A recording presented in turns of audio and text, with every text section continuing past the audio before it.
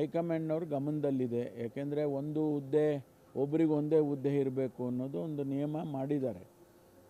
Exceptions ಮಾಡ್ತಾರೆ ಕೆಲವು ಟೈಮ್ನಲ್ಲಿ. ನಾನಿರುವಾಗಲೂ ಕೂಡ ನನಗೆ PCCಯಲ್ಲಿ ಮುಂದುವರಿಸಿದ್ರು.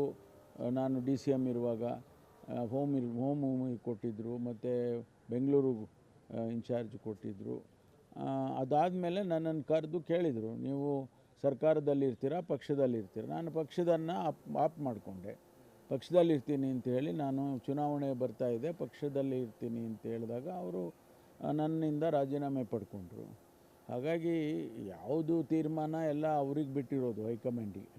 ಎಲ್ಲ ಇರ್ತಾರೆ, ಭಾಳ ಜನ ಇದ್ದಾರೆ ಸಮರ್ಥವಾಗಿರೋರು ಪಕ್ಷದಲ್ಲಿ. ನಮ್ಮ ಪಾರ್ಟಿಯಲ್ಲಿ ಸಾಕಷ್ಟು ಜನ ಅಧ್ಯಕ್ಷರಾಗುವಷ್ಟು ಸಾಮರ್ಥ್ಯ ಇದೆ. ಅದು ಯಾರಿಗೆ ಆಯ್ಕೆ ಮಾಡ್ತಾರೆ ಅದನ್ನು ಹೈಕಮಾಂಡ್ನವ್ರು ಮಾಡ್ತಾರೆ.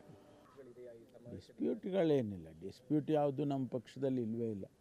ನಮ್ಮಲ್ಲಿ ಸಣ್ಣ ಪುಟ್ಟ ಏನು ಅನಾಮಲೀಸ್ ಇರುವಾಗ ಅದನ್ನ ಸರಿಪಡಿಸ್ಕೊಳ್ತಾರೆ. ಡಿಸ್ಪ್ಯೂಟ್ ಏನಿಲ್ಲ. ಅವರೀಗ ಅಧ್ಯಕ್ಷರು ಅದು ಸಭೆ ಕರೆದು ಯಾವ್ಯಾವ ರೀತಿ ಮಾಡಬೇಕು ಪಕ್ಷದ ಇದರಿಂದ ವೇದಿಕೆ ಅಂತ ಹೇಳಿ ಮಾಡಿಕೊಂಡು ಅದನ್ನೆಲ್ಲ ತೀರ್ಮಾನ ಮಾಡ್ತಾರೆ.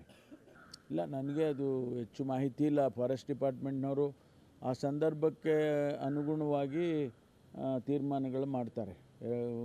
ಒಂದೊಂದು ಸಾರಿ ಕೇರಳ ಸರ್ಕಾರದಿಂದ ಕೂಡ ಅವರು ಒಟ್ಟಾಗಿ ತೀರ್ಮಾನ ತೊಗೋಬೇಕಾಗ್ತದೆ. ಅದೆಲ್ಲ ನೋಡಿ ಮಾಡ್ತಾರೆ. ಇದೇನು ಎರಡೂ ಸರ್ಕಾರಗಳು ಮಾಡಬೇಕಾಗುತ್ತೆ, ಒಬ್ಬರೇ ಮಾಡಿದರೆ ಆಗೋದಿಲ್ಲ. Thank you. ಹೈಕಮಾಂಡ್ನವ್ರ ಗಮನದಲ್ಲಿದೆ. ಯಾಕೆಂದರೆ ಒಂದು ಹುದ್ದೆ ಒಬ್ರಿಗೆ ಒಂದೇ ಹುದ್ದೆ ಇರಬೇಕು ಅನ್ನೋದು ಒಂದು ನಿಯಮ ಮಾಡಿದ್ದಾರೆ. ಎಕ್ಸೆಪ್ಷನ್ಸ್ ಮಾಡ್ತಾರೆ ಕೆಲವು ಟೈಮ್ನಲ್ಲಿ. ನಾನಿರುವಾಗಲೂ ಕೂಡ ನನಗೆ PCCಯಲ್ಲಿ ಮುಂದುವರಿಸಿದ್ರು. ನಾನು DCM ಇರುವಾಗ ಹೋಮ್ ಕೊಟ್ಟಿದ್ದರು, ಮತ್ತು ಬೆಂಗಳೂರು ಇನ್ಚಾರ್ಜ್ ಕೊಟ್ಟಿದ್ದರು.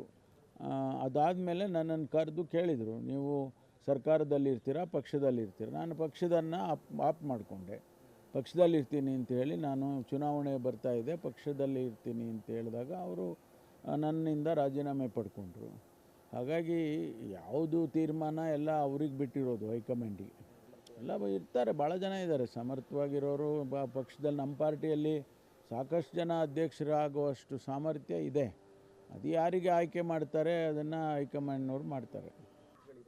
ಡಿಸ್ಪ್ಯೂಟ್ಗಳೇನಿಲ್ಲ, ಡಿಸ್ಪ್ಯೂಟ್ ಯಾವುದು ನಮ್ಮ ಪಕ್ಷದಲ್ಲಿ ಇಲ್ಲವೇ ಇಲ್ಲ. ನಮ್ಮಲ್ಲಿ ಸಣ್ಣ ಪುಟ್ಟ ಏನು ಅನಾಮಲೀಸ್ ಇರುವಾಗ ಅದನ್ನ ಸರಿಪಡಿಸ್ಕೊಳ್ತಾರೆ. ಡಿಸ್ಪ್ಯೂಟ್ ಏನಿಲ್ಲ.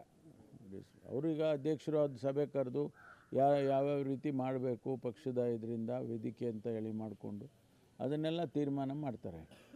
ಇಲ್ಲ, ನನಗೆ ಅದು ಹೆಚ್ಚು ಮಾಹಿತಿ ಇಲ್ಲ. ಫಾರೆಸ್ಟ್ ಡಿಪಾರ್ಟ್ಮೆಂಟ್ನವರು ಆ ಸಂದರ್ಭಕ್ಕೆ ಅನುಗುಣವಾಗಿ ತೀರ್ಮಾನಗಳು ಮಾಡ್ತಾರೆ. ಒಂದೊಂದು ಸಾರಿ ಕೇರಳ ಸರ್ಕಾರದಿಂದ ಕೂಡ ಅವರು ಒಟ್ಟಾಗಿ ತೀರ್ಮಾನ ತೊಗೋಬೇಕಾಗ್ತದೆ. ಅದೆಲ್ಲ ನೋಡಿ ಮಾಡ್ತಾರೆ. ಇದೇನು ಎರಡೂ ಸರ್ಕಾರಗಳು ಮಾಡಬೇಕಾಗುತ್ತೆ, ಒಬ್ಬರೇ ಮಾಡಿದರೆ ಆಗೋದಿಲ್ಲ. Thank you. ಹೈಕಮಾಂಡ್ನವ್ರ ಗಮನದಲ್ಲಿದೆ. ಯಾಕೆಂದರೆ ಒಂದು ಹುದ್ದೆ ಒಬ್ರಿಗೆ ಒಂದೇ ಹುದ್ದೆ ಇರಬೇಕು ಅನ್ನೋದು ಒಂದು ನಿಯಮ ಮಾಡಿದ್ದಾರೆ. ಎಕ್ಸೆಪ್ಷನ್ಸ್ ಮಾಡ್ತಾರೆ ಕೆಲವು ಟೈಮ್ನಲ್ಲಿ. ನಾನಿರುವಾಗಲೂ ಕೂಡ ನನಗೆ PCCಯಲ್ಲಿ ಮುಂದುವರಿಸಿದ್ರು. ನಾನು DCM ಇರುವಾಗ ಹೋಮ್ ಕೊಟ್ಟಿದ್ದರು, ಮತ್ತು ಬೆಂಗಳೂರು ಇನ್ಚಾರ್ಜ್ ಕೊಟ್ಟಿದ್ದರು. ಅದಾದಮೇಲೆ ನನ್ನನ್ನು ಕರೆದು ಕೇಳಿದರು, ನೀವು ಸರ್ಕಾರದಲ್ಲಿರ್ತೀರಾ ಪಕ್ಷದಲ್ಲಿರ್ತೀರ? ನಾನು ಪಕ್ಷದನ್ನು ಆಪ್ ಮಾಡಿಕೊಂಡೆ. ಪಕ್ಷದಲ್ಲಿರ್ತೀನಿ ಅಂತ ಹೇಳಿ, ನಾನು ಚುನಾವಣೆ ಬರ್ತಾ ಇದೆ ಪಕ್ಷದಲ್ಲಿ ಇರ್ತೀನಿ ಅಂತ ಹೇಳಿದಾಗ ಅವರು ನನ್ನಿಂದ ರಾಜೀನಾಮೆ ಪಡ್ಕೊಂಡ್ರು. ಹಾಗಾಗಿ ಯಾವುದು ತೀರ್ಮಾನ ಎಲ್ಲ ಅವ್ರಿಗೆ ಬಿಟ್ಟಿರೋದು, ಹೈಕಮಾಂಡಿಗೆ.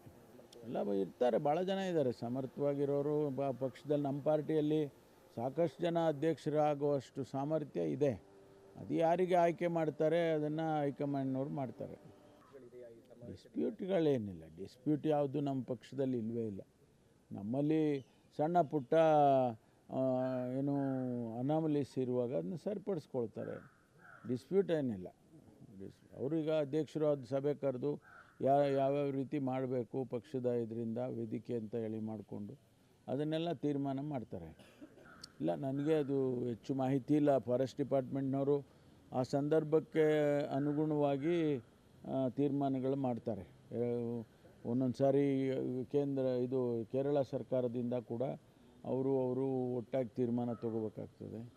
ಅದೆಲ್ಲ ನೋಡಿ ಮಾಡ್ತಾರೆ. ಇದೇನು ಎರಡೂ ಸರ್ಕಾರಗಳು ಮಾಡಬೇಕಾಗುತ್ತೆ, ಒಬ್ಬರೇ ಮಾಡಿದರೆ ಆಗೋದಿಲ್ಲ. Thank you. ಹೈಕಮಾಂಡ್ನವ್ರ ಗಮನದಲ್ಲಿದೆ. ಯಾಕೆಂದರೆ ಒಂದು ಹುದ್ದೆ ಒಬ್ರಿಗೆ ಒಂದೇ ಹುದ್ದೆ ಇರಬೇಕು ಅನ್ನೋದು ಒಂದು ನಿಯಮ ಮಾಡಿದ್ದಾರೆ. ಎಕ್ಸೆಪ್ಷನ್ಸ್ ಮಾಡ್ತಾರೆ ಕೆಲವು ಟೈಮ್ನಲ್ಲಿ. ನಾನಿರುವಾಗಲೂ ಕೂಡ ನನಗೆ PCCಯಲ್ಲಿ ಮುಂದುವರಿಸಿದ್ರು. ನಾನು DCM ಇರುವಾಗ ಹೋಮ್ ಕೊಟ್ಟಿದ್ದರು, ಮತ್ತು ಬೆಂಗಳೂರು ಇನ್ಚಾರ್ಜ್ ಕೊಟ್ಟಿದ್ದರು. ಅದಾದಮೇಲೆ ನನ್ನನ್ನು ಕರೆದು ಕೇಳಿದರು, ನೀವು ಸರ್ಕಾರದಲ್ಲಿರ್ತೀರಾ ಪಕ್ಷದಲ್ಲಿರ್ತೀರ? ನಾನು ಪಕ್ಷದನ್ನು ಆಪ್ ಮಾಡಿಕೊಂಡೆ. ಪಕ್ಷದಲ್ಲಿರ್ತೀನಿ ಅಂತ ಹೇಳಿ, ನಾನು ಚುನಾವಣೆ ಬರ್ತಾಯಿದೆ ಪಕ್ಷದಲ್ಲಿ ಇರ್ತೀನಿ ಅಂತ ಹೇಳಿದಾಗ ಅವರು ನನ್ನಿಂದ ರಾಜೀನಾಮೆ ಪಡ್ಕೊಂಡ್ರು. ಹಾಗಾಗಿ ಯಾವುದು ತೀರ್ಮಾನ ಎಲ್ಲ ಅವ್ರಿಗೆ ಬಿಟ್ಟಿರೋದು, ಹೈಕಮಾಂಡಿಗೆ.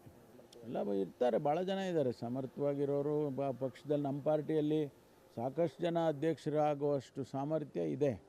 ಅದು ಯಾರಿಗೆ ಆಯ್ಕೆ ಮಾಡ್ತಾರೆ ಅದನ್ನು ಹೈಕಮಾಂಡ್ನವ್ರು ಮಾಡ್ತಾರೆ. ಡಿಸ್ಪ್ಯೂಟ್ಗಳೇನಿಲ್ಲ, ಡಿಸ್ಪ್ಯೂಟ್ ಯಾವುದು ನಮ್ಮ ಪಕ್ಷದಲ್ಲಿ ಇಲ್ಲವೇ ಇಲ್ಲ. ನಮ್ಮಲ್ಲಿ ಸಣ್ಣ ಪುಟ್ಟ ಏನು ಅನಾಮಲೀಸ್ ಇರುವಾಗ ಅದನ್ನ ಸರಿಪಡಿಸ್ಕೊಳ್ತಾರೆ. ಡಿಸ್ಪ್ಯೂಟ್ ಏನಿಲ್ಲ. ಅವ್ರೀಗ ಅಧ್ಯಕ್ಷರು ಅದು ಸಭೆ ಕರೆದು ಯಾವ್ಯಾವ ರೀತಿ ಮಾಡಬೇಕು ಪಕ್ಷದ ಇದರಿಂದ ವೇದಿಕೆ ಅಂತ ಹೇಳಿ ಮಾಡಿಕೊಂಡು ಅದನ್ನೆಲ್ಲ ತೀರ್ಮಾನ ಮಾಡ್ತಾರೆ. ಇಲ್ಲ, ನನಗೆ ಅದು ಹೆಚ್ಚು ಮಾಹಿತಿ ಇಲ್ಲ. ಫಾರೆಸ್ಟ್ ಡಿಪಾರ್ಟ್ಮೆಂಟ್ನವರು ಆ ಸಂದರ್ಭಕ್ಕೆ ಅನುಗುಣವಾಗಿ ತೀರ್ಮಾನಗಳು ಮಾಡ್ತಾರೆ. ಒಂದೊಂದು ಸಾರಿ ಕೇರಳ ಸರ್ಕಾರದಿಂದ ಕೂಡ ಅವರು ಒಟ್ಟಾಗಿ ತೀರ್ಮಾನ ತೊಗೋಬೇಕಾಗ್ತದೆ. ಅದೆಲ್ಲ ನೋಡಿ ಮಾಡ್ತಾರೆ. ಇದೇನು ಎರಡೂ ಸರ್ಕಾರಗಳು ಮಾಡಬೇಕಾಗುತ್ತೆ, ಒಬ್ಬರೇ ಮಾಡಿದರೆ ಆಗೋದಿಲ್ಲ.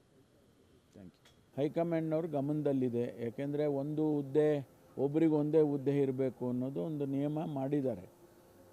ಎಕ್ಸೆಪ್ಷನ್ಸ್ ಮಾಡ್ತಾರೆ ಕೆಲವು ಟೈಮ್ನಲ್ಲಿ.